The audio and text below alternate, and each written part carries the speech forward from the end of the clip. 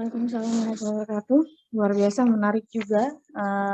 Itu mungkin curahan hati dari Bang Asifah selaku penyelenggara, salah satu penyelenggara panitia penyelenggara pemilu di tingkatan nasional ataupun di tingkatan lokal nantinya.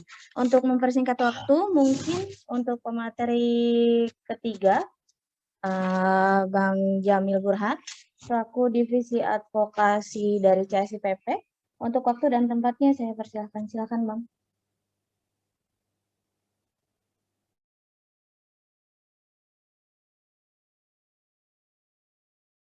Suaranya mungkin bisa dibuka dulu, Bang.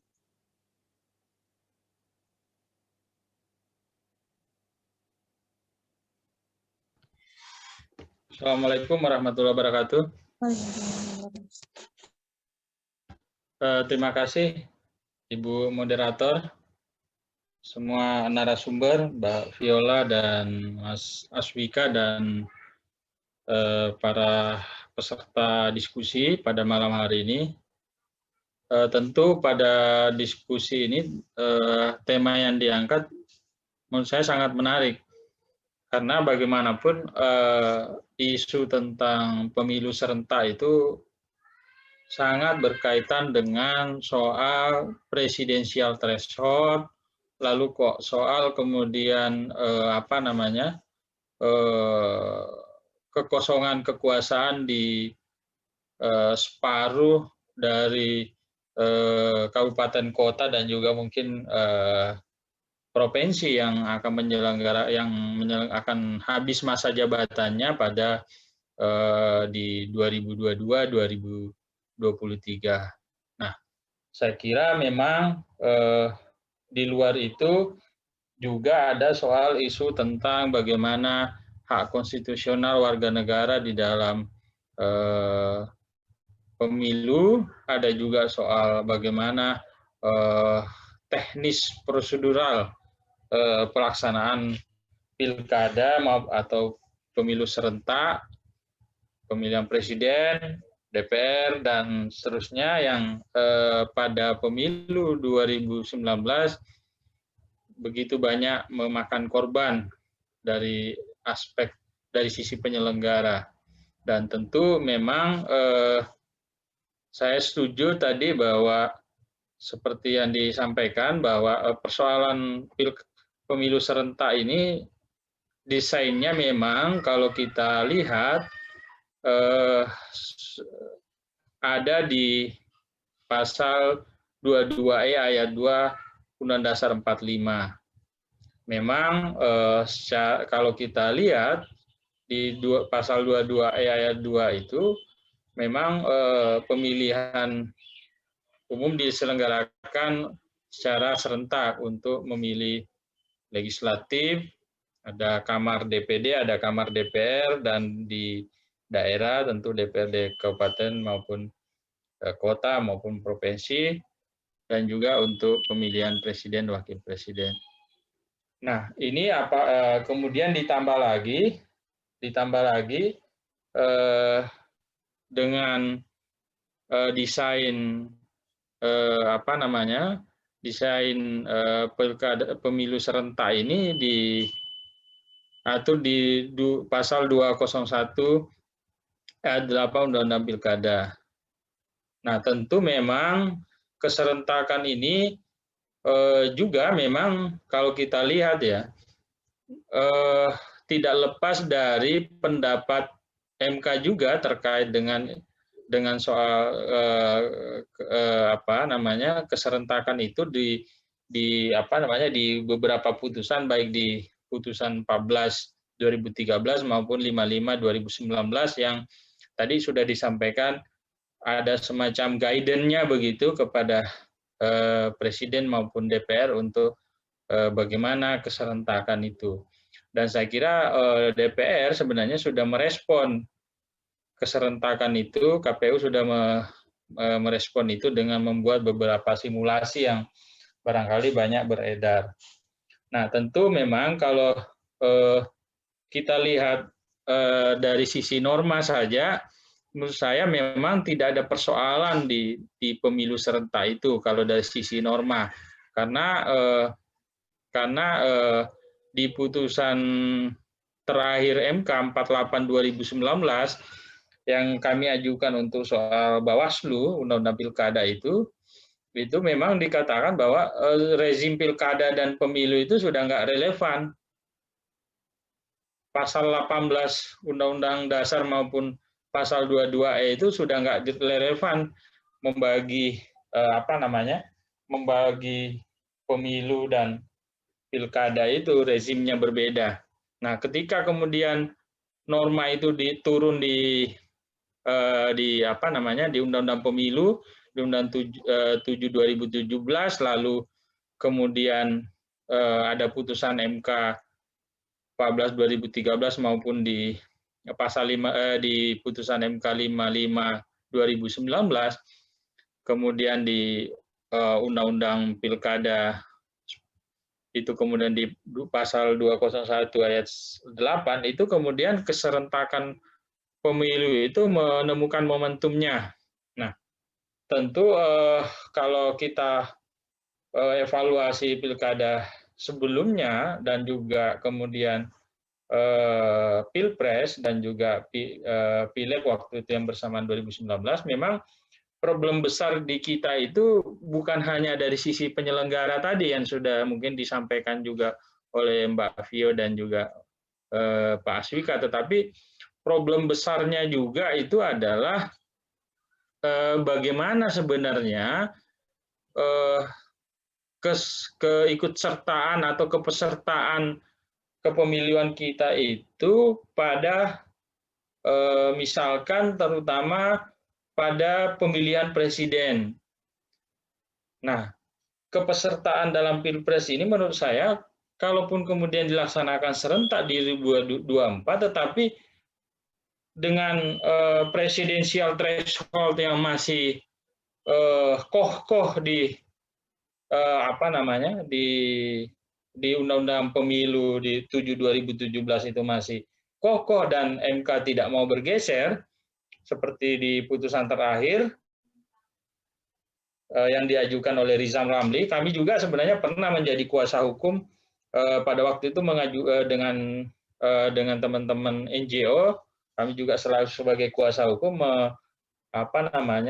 mencoba untuk judicial review pasal 222. Jadi triple 2 itu pasal 222 itu kita ajukan, MK juga menolak. Nah, sudah sejak pertama kali kita ajukan dan terakhir itu problem kepesertaan dalam Pilpres ini, kalaupun serentak, itu hanya kemudian melegitimasi pemilu serentak yang sebenarnya jauh dari yang seperti kita harapkan. Karena seperti yang dikatakan Mbak Vio tadi, persoalan mendasar keserentakan itu kan bukan hanya soal waktu, tetapi juga kepesertaan siapa yang ikut kontestasi. Nah, kontestasi yang dibatasi oleh Undang-Undang Pemilu dengan 20% itu sebenarnya itu merupakan problem konstitusional di Undang-Undang Pemilu kita yang belum terpecahkan.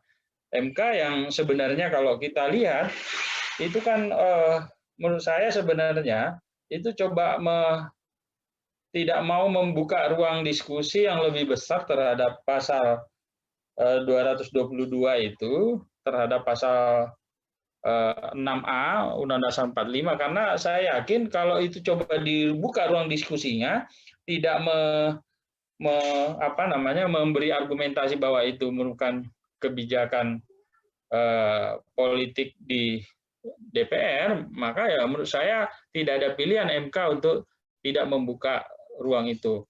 Nah, kalau itu dibuka, saya kira keserentakan pemilu itu dari sisi kepesertaan menjadi menarik gitu, karena akan melahirkan figur-figur alternatif yang kemudian pembelahan masyarakat tidak akan terjadi seperti 2019 yang lalu, yang hanya dengan 2 kontestan yang kemudian kontestasi itu melahirkan pembelahan yang sangat serius, dan sampai hari ini barangkali efeknya itu masih sangat terasa. Nah, tentu persoalan keserentakan itu soal apa namanya, soal kepesertaan dalam soal pemilu serentak 2024. Nah, itu tadi problem soal tinjauan konstitusionalnya atau konstitusinya saya kira nggak ada persoalan. Namun barangkali selain dari sisi kepesertaan, barangkali yang perlu kita lihat soal pemilu serentak ini adalah kaitan dengan pilkada. Nah, pilkada ini kan semestinya ketika ada apa namanya, ketika ada norma yang mengatur soal pilkada ini akan dilaksanakan 2024 meskipun apa namanya itu menjadi amanat undang-undang, saya kira ini memang mesti kita ajukan apa ya pengujian ke MK karena pasal 201 ayat 8 Undang-Undang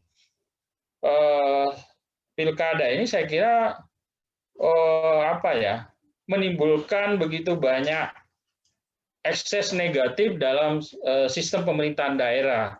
Karena bagaimana mungkin misalnya memberikan membuat apa namanya sebagian besar gitu ya daerah-daerah yang berakhir masa jabatannya kepala daerah 2022 dan 2023 itu kemudian diisi oleh penjabat atau katakanlah pelaksana tugas. Nah, kalau kemudian diisi oleh penjabat atau pelaksana tugas yang kemudian itu rezim yang berkuasa itu sementara ini adalah apa namanya PDI, saya kira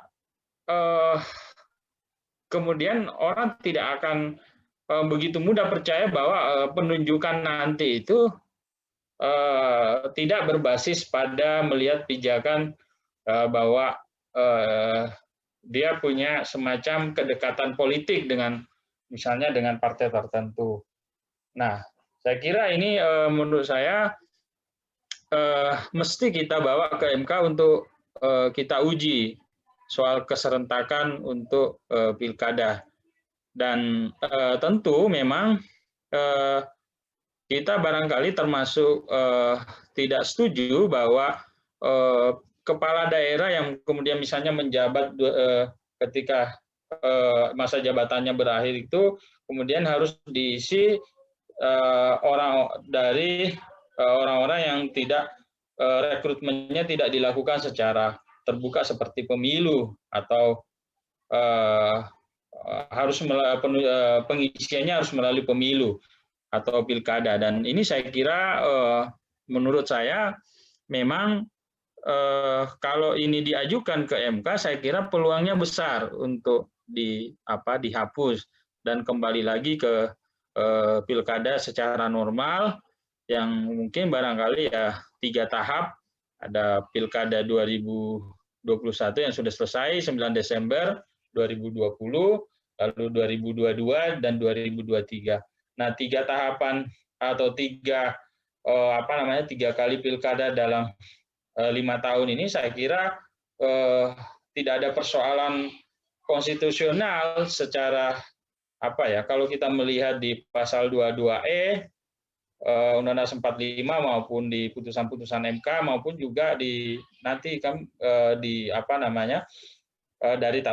sisi pelaksanaan. Nah, kalau kemudian misalkan kita sampaikan bahwa persoalan pemilu serentak itu kemudian misalkan kita melihatnya bahwa berdasarkan putusan-putusan MK misalkan dan juga mungkin di beberapa norma di Undang-Undang katakanlah pasal 22E itu ayat 5 menurut saya begini, kalau dari sisi penyelenggara menurut saya karena rezimnya sudah sama, artinya rezim pemilu itu sama dengan rezim pilkada, maka sebenarnya dari sisi penyelenggaraan, saya kira kalau melihat tadi sekilas dari Pak Aswika, sebenarnya nggak ada persoalan kalau ini dilaksanakan entah itu 2022 atau 2023 untuk pilkada. Artinya kemudian 2024 tetap seperti 2019, dengan pemilu legislatif dan juga pilpres, saya kira itu menjadi menjadi layak sebenarnya, tanpa kemudian melakukan perubahan undang-undang sebenarnya, perubahan undang-undang pilkada. Saya kira kemudian kalau kemudian perubahannya melalui MK, saya kira itu menjadi relevan untuk kita lakukan bersama-sama. Dan saya kira beberapa masyarakat sipil saya kira setuju dengan ide itu, bahwa paling terdekat misalnya katakanlah pilkada untuk gubernur DKI, lalu ada Jawa Barat, ada Jawa Tengah, dan lain-lain. Dan ini semua saya kira kalau problem mendasarnya bukan di konstitusi, tapi di level undang-undang pilkadanya saja. Nah, kalau ini dilakukan, saya kira tinggal menata saja, seperti yang barangkali saya setuju dengan Mbak Vio sampaikan dan juga Pak Swika, bahwa persoalan teknik prosedural inilah yang kita perbaiki. Salah satunya dari sisi penyelenggaraan, bagaimana waktunya, apakah kemudian kepesertaannya, lalu kemudian yang terakhir adalah memperbaiki sistem penegakan hukum pemilu, karena persoalan mendasar di pemilu dan pilkada kita ini persoalan dari sisi pengawasan.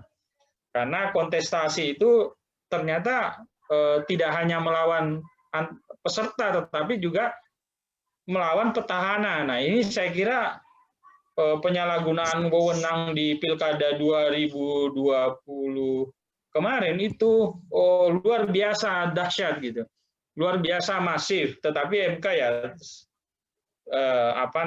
kemudian masih menutup mata terhadap pola kecurangan yang sistematis itu, TSM itu, ya dengan bahwa Bawaslu sudah bekerja dengan baik, lalu tidak ada yang signifikan kalau MK mengadili pokok perkaranya. Nah, problem besar penegakan hukum pemilunya, saya kira ini mesti kita perbaiki juga. Nah, kalau kemudian bagi yang setuju pilkada dan juga pemilu itu dilaksanakan 2024, saya bayangkan bagaimana sisi penegakan hukum pemilunya. Perangkat yang sekarang ada saja itu pilkada saja tidak memadai begitu. Nah, ini apalagi kalau dilaksanakan bersama-sama keserentakan itu. Saya kira saya termasuk setuju kalau kemudian pilkada itu ya dilakukan berjalan normal saja di 2022 dan 2023, dan tinggal kemudian memperbaiki soal teknis penegakan hukum pemilunya, bagaimana membatasi petahana, meskipun petahana sudah dibatasi sedemikian rupa, tetapi lagi-lagi aspek penegakan hukumnya yang belum berjalan. Nah, di pilkada, di pemilu serentaknya, saya kira persoalan tidak hanya dari sisi penegakan hukum pemilunya, tapi menurut saya paling besar ini soal kepesertaan.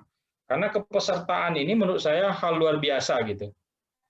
Hal luar biasa untuk kita bongkar untuk problem presidensial threshold.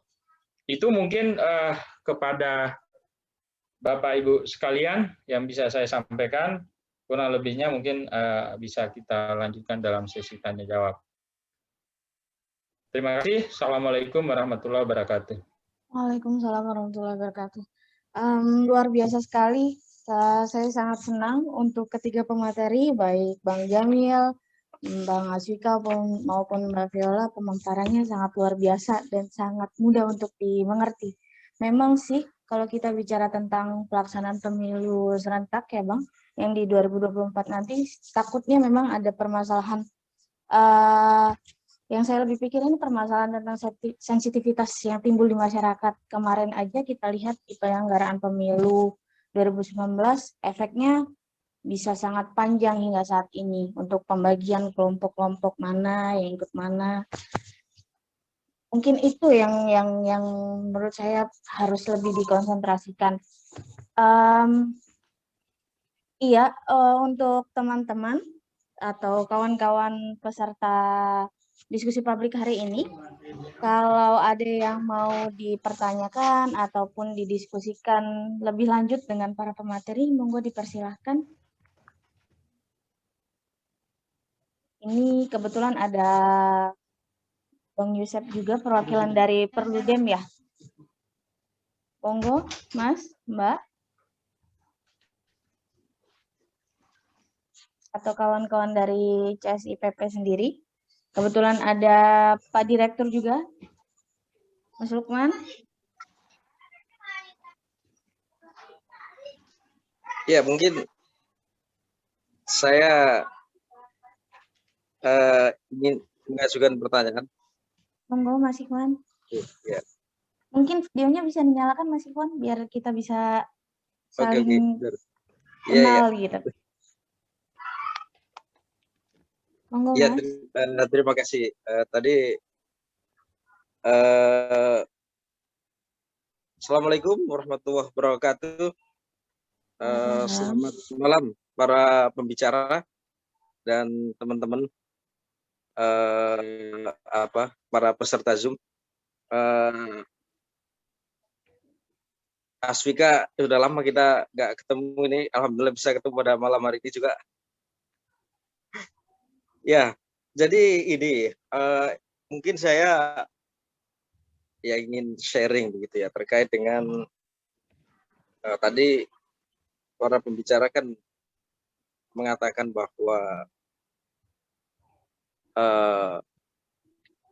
di dalam undang-undang pemerintahan daerah ya, di dalam undang-undang pemerintahan daerah itu kan ya terkait dengan ini ya keserentakan pilkada secara lokal ya, maksudnya pilkada lokal di tahun 2024 itu kan berarti ada pemangkasan masa jabatan beberapa kepala daerah gitu.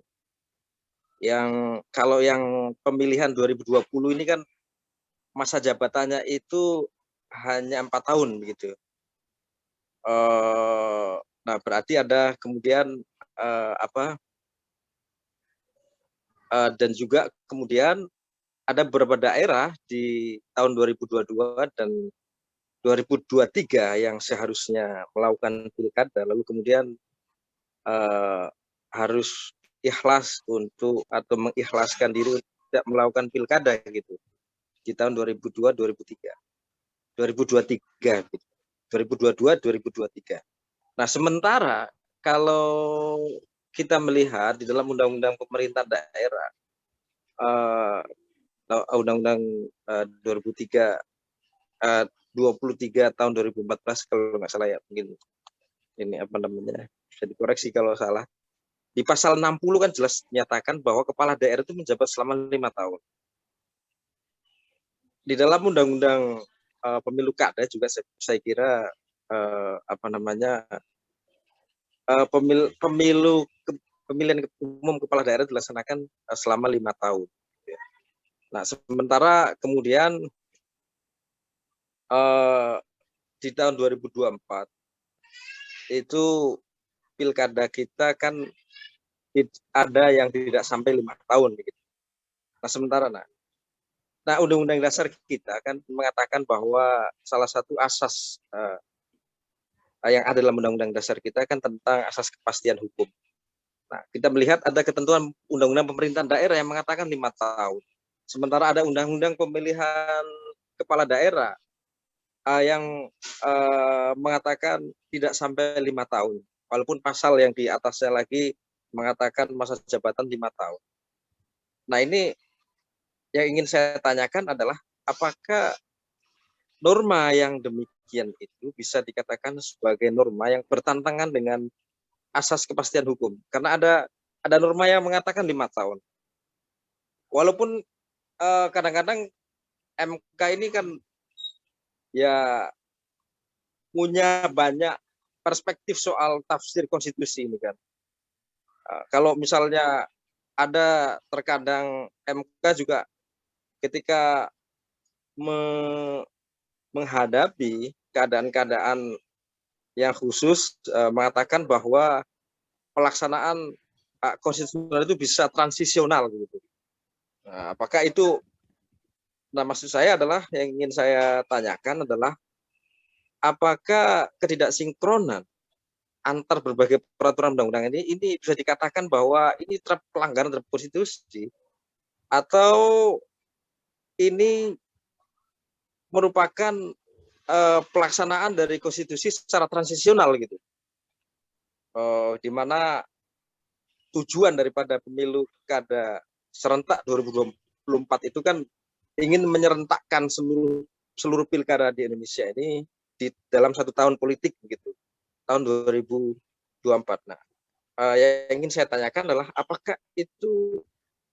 apakah norma-norma yang tidak sinkron ini di beberapa peraturan undang-undangan ini bisa dikatakan sebagai ketidakpastian hukum, yang itu berarti pelanggaran terhadap konstitusi, atau itu bisa dikatakan bahwa itu adalah yaitu keadaan atau constitutional transition gitu ya, yang sering juga dipakai oleh MK. Misalnya di putusan MK 55 2013 kalau nggak salah, pilkada serentak di pasal ya untuk memilih anggota DPR, DPD, DPRD, Pilpres itu kan 2013 diputus oleh MK inkonstitusional karena tidak ditanakan serentak. Tapi kan MK menyatakan bahwa itu tidak bisa diberlakukan di tahun 2014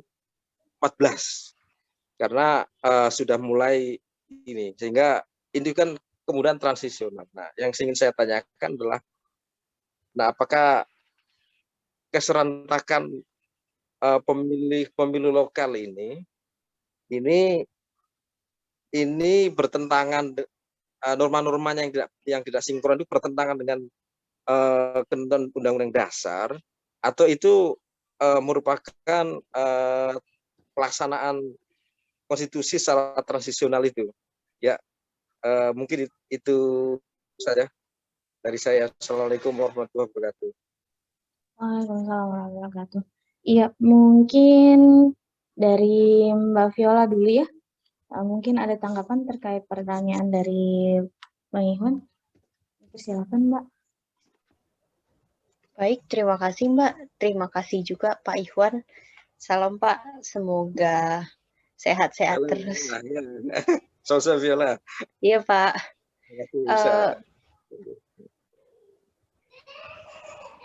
Iya Pak, kalau dalam pandangan saya, sepengetahuan saya semestinya dengan konstitusi. Sebab di dalam pasal 18 sendiri sebetulnya tidak dijelaskan secara eksplisit berapa lama masa jabatan kepala daerah itu. Kalau kita ini berbeda dengan case dari masa jabatan presiden dan juga wakil presiden yang memang diatur secara eksplisit gitu di Undang-Undang Dasar selama 5 tahun gitu. Kalau untuk kepala daerah kan tidak diatur demikian, tetapi tidak juga berarti kita punya perbedaan model masa jabatan presiden dan kepala daerah seperti itu. Tetap menggunakan satu termin yang sama. Justru kalau menurut saya dengan adanya pengaturan di dalam undang-undang tertentu, khususnya undang-undang kepala daerah soal masa waktu masa jabatan kepala daerah di daerah tertentu untuk kemudian menyesuaikan dengan waktu pemilihan kepala daerah selanjutnya, itu malah akan memberikan kepastian hukum baik bagi kepala daerah petahana yang sedang menjabat maupun bagi calon-calon kandidat yang kemudian akan mencalonkan menjadi kepala daerah. Bagi saya ini serta-merta ditujukan untuk melakukan penyesuaian dengan waktu penyelenggaraan pilkada dan juga untuk memberikan garansi atau jaminan terhadap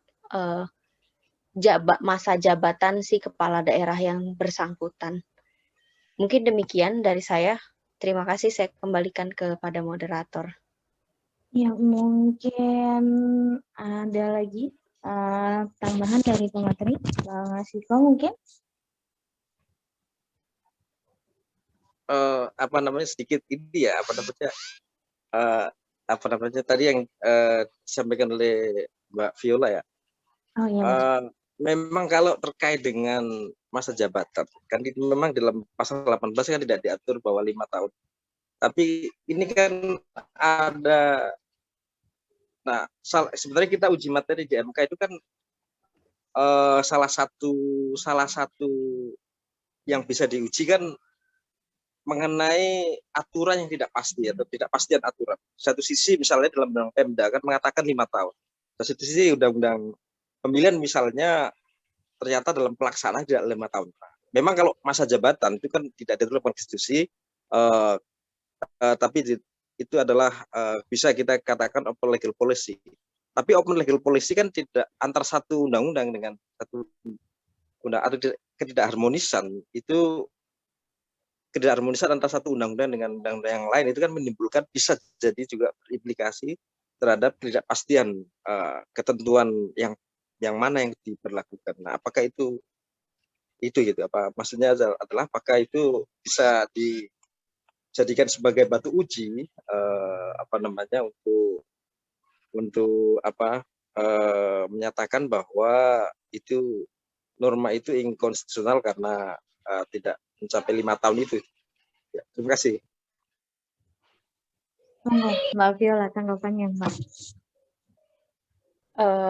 Baik Pak Iwan, mungkin saya tetap pada pendiriannya sebelumnya bahwa dalam pandangan kami ini jadi satu mekanisme penyesuaian sistem begitu untuk kemudian memberikan kepastian hukum itu sendiri bagi penyelenggaraan sistem pemilihan kepala daerah, baik bagi si kandidat yang bersangkutan, maksudnya di si petahana maupun pihak-pihak yang akan kemudian berkontestasi di dalam pilkada di masa depan seperti itu. Jadi memang penyesuaian ini penting juga dilakukan, bukan hanya dalam hal mengurangi masa jabatan tertentu, lama waktu tertentu, tetapi juga kan bisa ada penambahan waktu tertentu. Cuma memang yang perlu diperhatikan adalah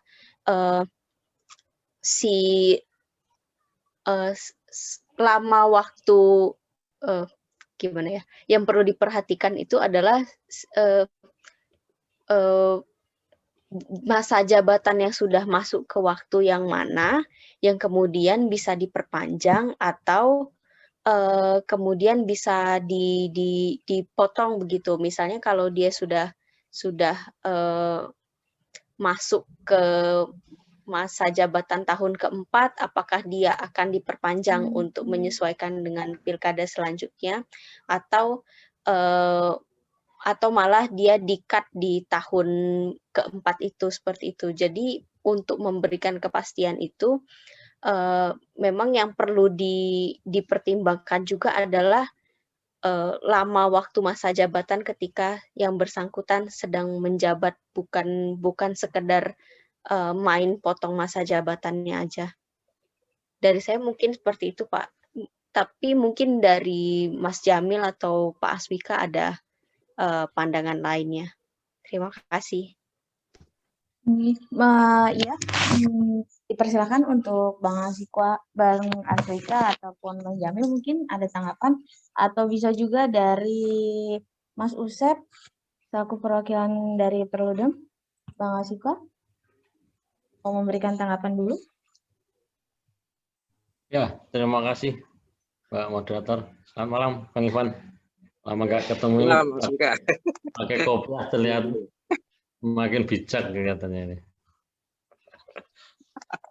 Warawiri di MK. Jadi terkait dengan konsekuensi itu kan mungkin bukan kapasitas kami untuk bisa memberikan semacam analisa kira-kira ini bertentangan atau enggak, ini berkepastian hukum atau enggak. Yang pasti kan kami dari sisi penyelenggaraan harus berpegang pada kepastian hukum itu. Tapi gambarannya mungkin ini adalah salah satu konsekuensi yang muncul dari pembahasan dua undang-undang besar yang kami jadikan pegangan sampai hari ini. Jadi undang-undang ini dibahas tahun 2016, ditetapkan 2016 sama 2017. Nah, pokok permasalahan yang disampaikan Bang Iwan ini mungkin baru terlihat di tahun ini, tahun 2021. Ini menjelang tahun 2024. Nah, mungkin urgensinya dari pembahasan kembali judicial review atau mungkin ada revisi aturan yang beberapa waktu terakhir didengungkan di DPR ini adalah bagian dari urgensi dari kegelisahan Bang Iwan tersebut, dan mungkin ini juga kami berharapnya sebenarnya dari Bang Jamil atau Bang Iwan ini yang warawiri di MK ini sebenarnya.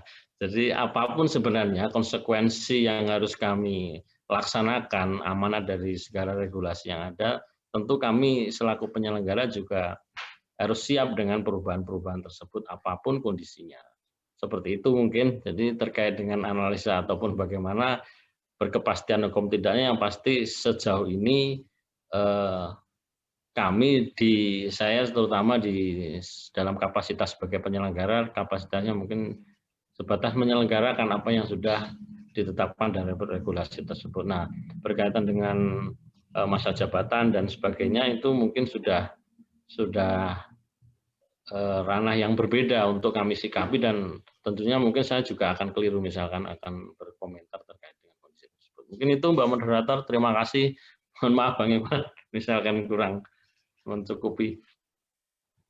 Iya, mungkin ada tanggapan lebih lanjut dari Bang Jamil dulu mungkin terkait Baik. pernyataan yang disampaikan Mas Iwan tadi. Silakan, Bang.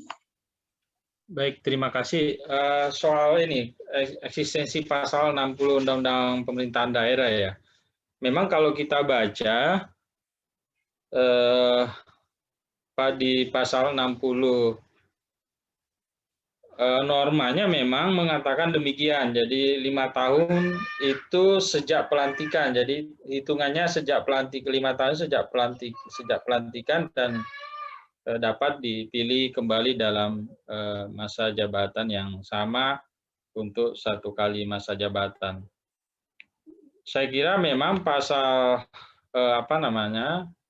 pasal ini memang kalau kita juga mungkin barangkali baca di kita bukan hanya mungkin yang existing ya soal 5 tahun itu, saya kira mungkin kalau kita cek di Undang-Undang Pemerintahan Aceh barangkali juga mungkin ada ya, karena keistimewaan Aceh juga ada gitu. Lalu di Undang-Undang tentang DKI Jakarta itu dipastikan juga, karena untuk yang mengatur soal masa jabatan untuk dan juga pilkada untuk di Jakarta misal dan juga Aceh itu undang-undangnya juga ada yang mengatur itu soal pilkada. Nah, saya kira 3 undang-undang ini memang tentu merefernya kepada, saya yakin juga merefernya kepada pasal pasal 18 Undang-Undang Dasar 1945. Nah, kalau kita lihat di Undang-Undang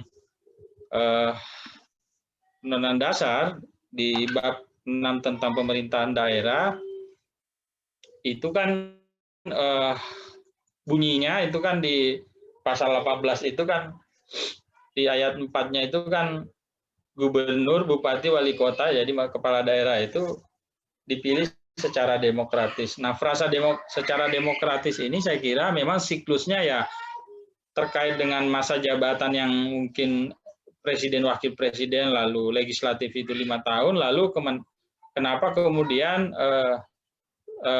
ada norma di ada norma yang kemudian di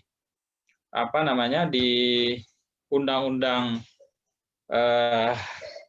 undang-undang pilkada kemudian membatasi itu menjadi tidak 5 tahun, tapi bisa kurang dari itu di pasal di pasal 201 ayat 8. Jadi kemudian ada pembatasan, lalu yang masa jabatannya Pilkada 2020 yang kemudian dilantik kemarin hari sebagian besar itu dilantik hari Jumat kemarin, lalu kemudian tidak penuh sampai 5 tahun.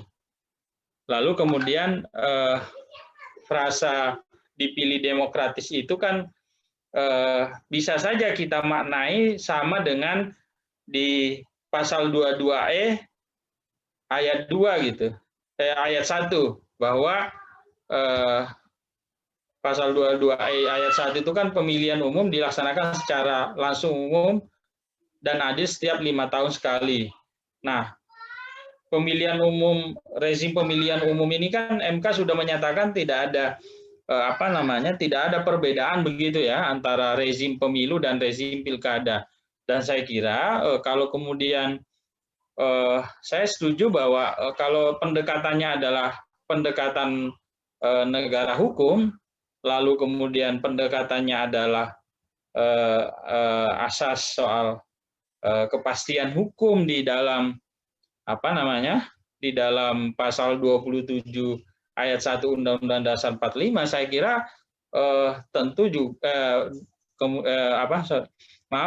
saya ulang, pasal 28D ayat 1 soal aspek asas kepastian hukum itu, dan juga dari sisi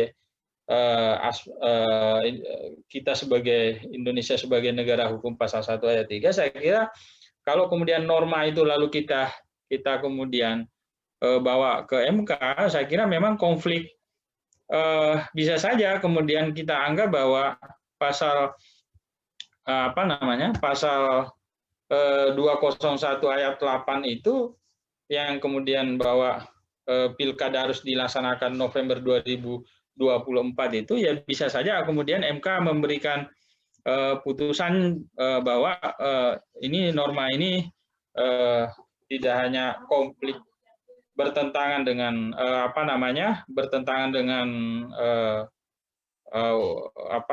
tidak hanya dari sisi konstitusinya, tetapi juga norma di Undang-Undang Pemda juga akan dilihat, lalu kemudian karena masa jabatan itu secara periodik 5 tahun itu ya sama dengan jabatan presiden, wakil presiden, jabatan anggota DPRD, DPR RI, DPD. Nah, kenapa kemudian misalkan untuk pilkada bupati, wali kota atau gubernur yang terpilih kemarin kok tidak sampai 5 tahun misalkan begitu.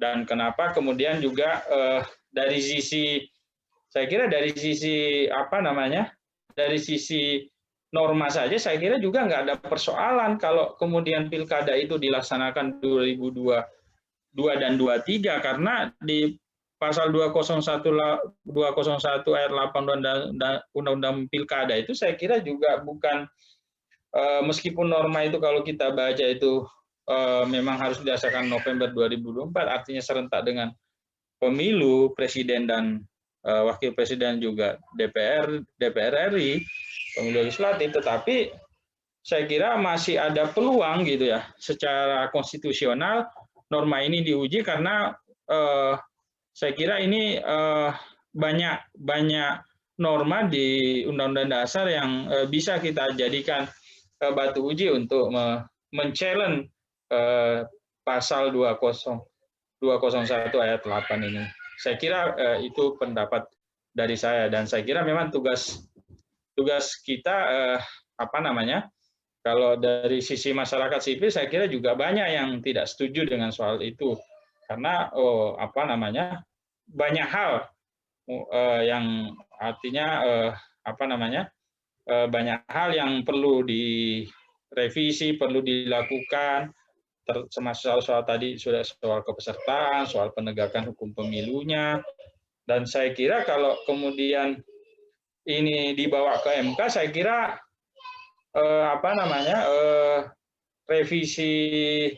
revisi undang-undang itu mungkin menjadi nggak relevan lagi. tetapi barangkali menjadi relevan kalau soal mungkin presidensial threshold gitu. Kalau soal kepesertaan masalah pemilu presiden. Dan memang yang isu besar di dalam revisi Undang-Undang Pemilu ini kan paling banyak soal presidensial threshold, bukan hanya soal keserentakan dengan pilkada, tetapi soal presidensial threshold. Dan juga barangkali mungkin isu turunan yang lain barangkali ya soal ini ya parliamentary threshold. Saya kira memang ini butuh terus isu ini terus berkembang. Saya kira ke depan akan ada wacana baru lagi, pendapat baru lagi saya kira terkait dengan ini, dan saya kira nanti akan ada titik temu lah saya kira apakah perlu revisi atau tidak.